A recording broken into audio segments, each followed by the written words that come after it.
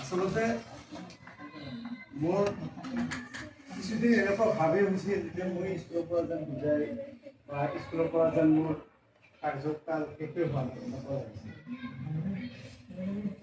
মানে মই দুদিন ৰাতিপুৱা গাঁও ধুইছোঁ। ঠিক মই স্কুলত অহাৰ এটা নিৰ্দিষ্ট টাইম আছিল, 8 বজাত হ'লে গা ধুওঁ। মই তেনেকৈ দুদিন গাঁও ধুইছোঁ।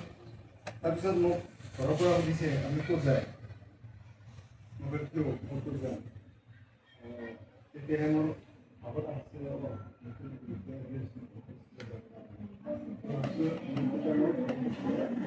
যাম বুলি ভাবিলেই মই যাম দিছোঁ।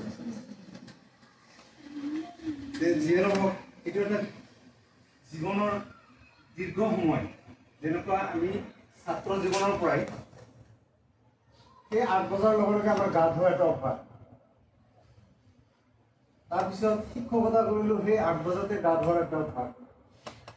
সময়ত বিশেষ কৰি মোৰ ৰিটায়াৰ হোৱাৰ 4-5 দিন পাছৰ পৰা এসপ্তাহমান মোৰ এনেকুৱা লাগিছে